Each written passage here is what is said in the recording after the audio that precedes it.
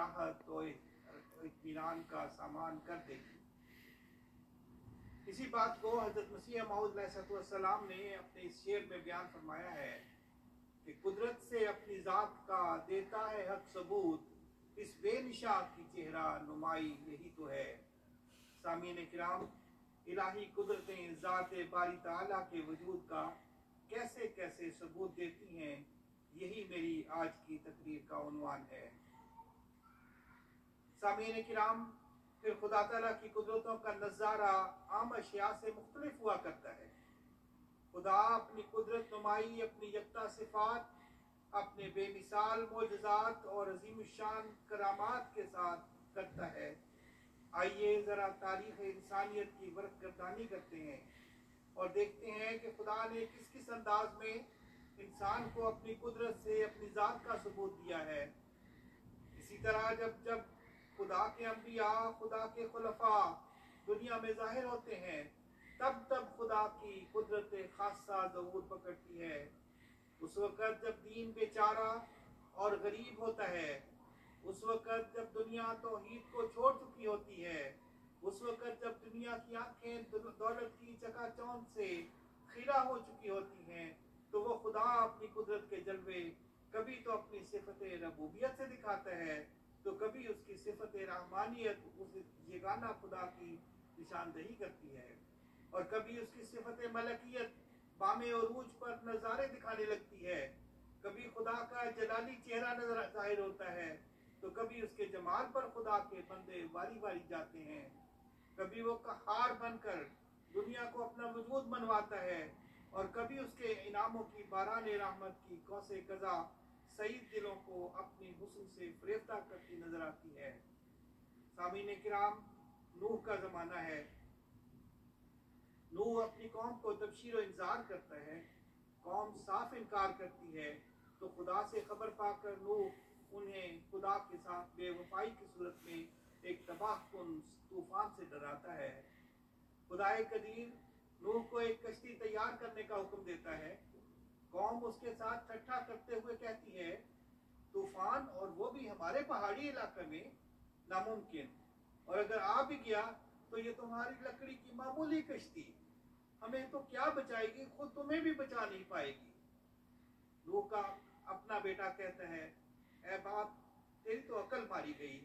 अगर तूफान आया तो मैं तो पहाड़ की चोटी पर चढ़ जाऊंगा, जब ये तेरी ये कश्ती तिनकों की तरह बहकर बह जाएगी। तेरी कश्ती तुझे मुबारक, मैं तो तेरी कश्ती का सवारी नहीं हूँ। लेकिन कुछ गरीब और बेकस लोग नूह पर ईमान लाते और कामिल वफा के साथ कश्ती में सवार हो जाते हैं। खुदा की कुदरत देखिए कि जब जमीन के सोते जोश से उबल उबल पड़ते और तूफानी बादल थमने का नाम नहीं लेते, इलाके की बुलंद तरीन पहाड़ों की चोटियां तूफान के सामने चारों शाने चित हो जाती हैं, तो खुदा की कुदरत का नजारा देखिए। खुदा के वफादार बंदों के लिए यही लकड़ी की मामूली कश्ती जरिया नजात बन जाती है। लेकिन ठट्ठा करने वालों को कोई बचाने वाला नहीं मिलता और उनका नामो निशान मिटा दिया जाता है। फिर जमाने में खुदाई कुदरत का एक दावेदार नमरूद हो गुजरा है। इसने खुदा के एक बहुत ही प्यारे बंदे इब्राहिम को बहुत दुख दिया और आखिरकार एक आग का अलाव तैयार किया। लेकिन खुदाए कदीर ने आग को हुक्म दिया, या नारो कूनी बर्दम व सलामन अला इब्राहिम, ये अतिशय नमरूद, तू हमारे इब्राहिम के लिए न सिर्फ ठंडी हो जा बल्कि सलामती का बायस बन जा। फिर तारीख आलम का एक और वर्क उलटते हैं। अपने जमाने में फिरौन मौत और हयात बल्कि तमाम खुदाई सिफात का दावेदार था। हर जुल्म उसके लिए जायज और उसके होंठों से निकलने वाला हर लफ्ज उसके मुल्क का कानून था। लेकिन देखो खुदा अपनी कुदरत का इजहार कैसे करता है। एक शीरख्वार बच्चा एक बेचारा और बेसहारा हालत में पानी में बहता हुआ उसके अजीम शान महल में पहुंचता है। दुनिया की नजर में तो वो फिरौन सब ताकतों का मालिक था, लेकिन दर हकीकत वो तो खुद इस कदर बेचारा हो जाता है कि बावजूद सब ताकतों और सब दौलतों के एक शीरख्वार बच्चे को उसकी फितरत के मुताबिक दूध तक मुहैया नहीं कर सकता। लेकिन वो बच्चा यानी मूसा खुदा को बहुत प्यारा था। वो तो इलाही गैरत की अलामत उस बच्चे के दूध का इंतजाम और परवरिश के सामान खुदा उसी फिरौन से करवाता है, क्योंकि खुदा की कुदरत इस बेसरो सामान और कमजोर बच्चे की कदम कदम की साथी हो जाती है और लम्हा बलम्हा उसके लिए अपनी चेहरा नुमाई करती है। फिर कुदरत इज़्ज़ी साहिरों के जादू को पाश पाश करके साहिरों को तौफीक ईमान बख्शती है। फिरौन गुस्सा, तकब्बुर और गुरूर के साथ मूसा के कमजोर, निहत्ते और बरहनापा साथियों के ताकुब में उसके जदीद साजो सामान के साथ लेस होकर उन्हें सजा देने की नीयत से बढ़ता है। लेकिन खाइब व खासिर फिरौन आमनतु बिरब्बि मूसा व हारून के इकरार के बावजूद हकीकी निजात से महरूम रह जाता है। ईमान तो नसीब फिरौन न था।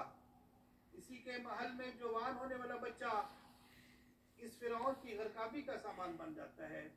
खुदाए कदीर की ये चेहरा नुमाई नहीं तो और क्या है।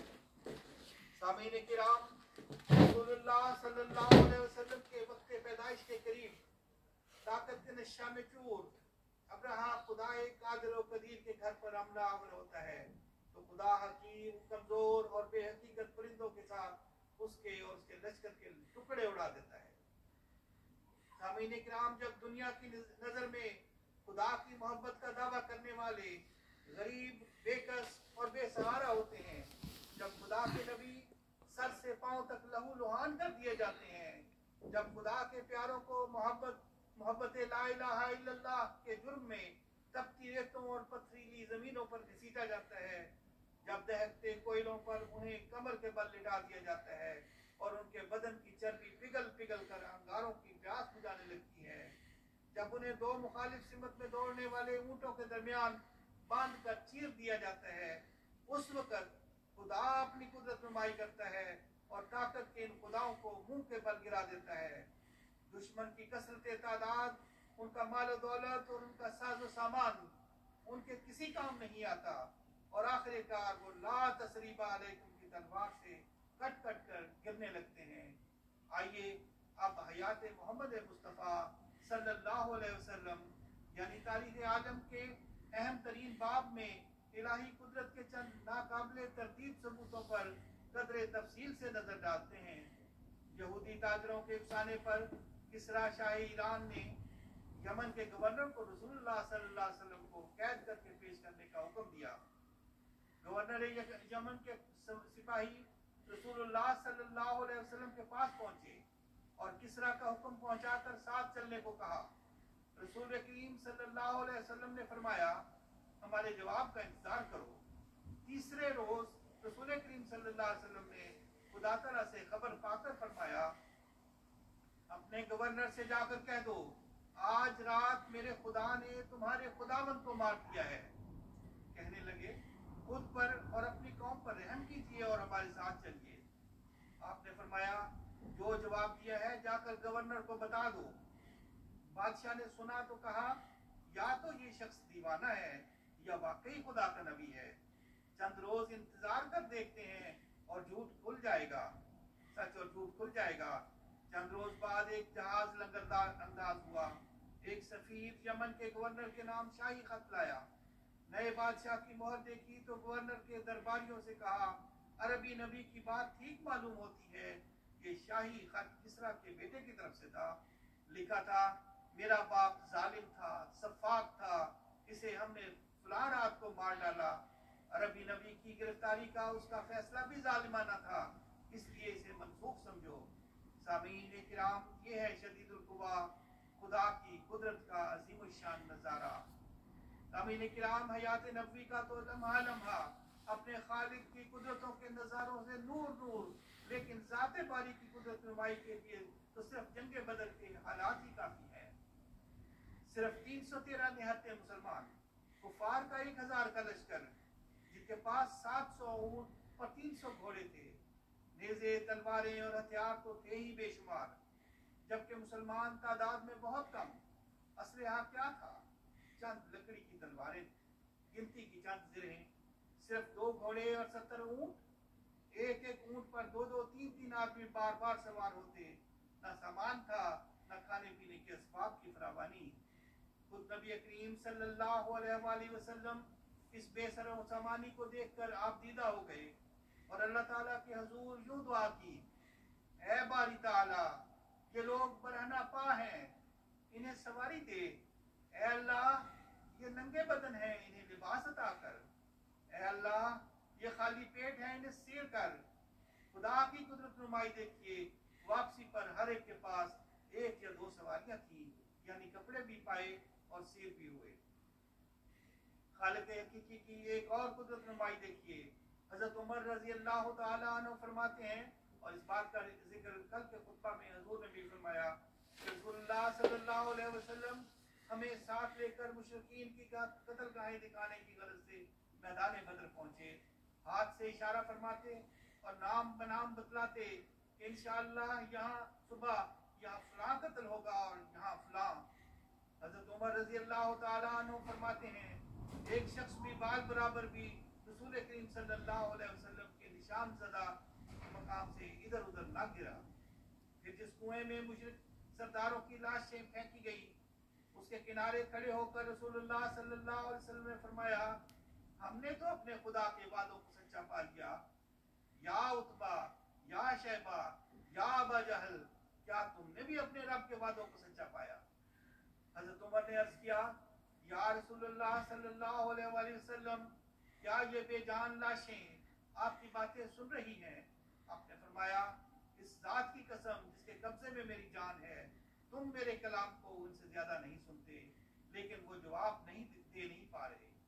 सामीन, हयात नबी में कुदरत नुमाई की यह दास्तान बहुत तवील है, लेकिन शायद कोई कहे कि ये तो किस्सा पारीना है। क्या मालूम तुम्हारे खुदा की ये किस्से महज मुबालगा हो या झूठ हो। तो सामीन, आइए अब दौरे हाजिर में भी इस कादिर व कदीर की कुदरत नुमाई का कुछ तज़किरा कर लेते हैं। इस दौर में खुदा अपनी कुदरत का जलवा कादियान जैसी गुमनाम बस्ती से फरमाता है। मसीह पाक फरमाते हैं, मैं था गरीब व बेकसो गुमनाम व बेहुनर, कोई न जानता था कि है कादियां किधर। लोगों की इस तरफ को जरा भी नजर न थी, मेरे वजूद की भी किसी को खबर न थी।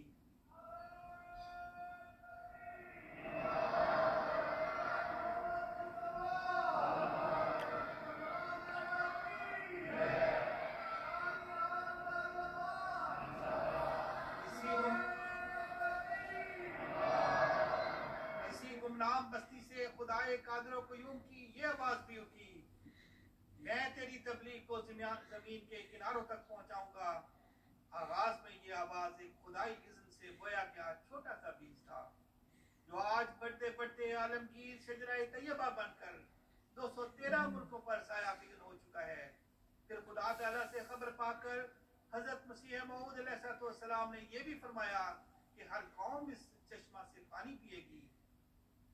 सिर्फ 132 साल कबल जलसा सालाना का तसव्वुर कीजिए, जिसमें सिर्फ 75 शामिलीन थे, लेकिन आज ये रूहानी मायदा मुल्कों लाखों की रूहानी और मादी खुराक का सामान कर रहा है।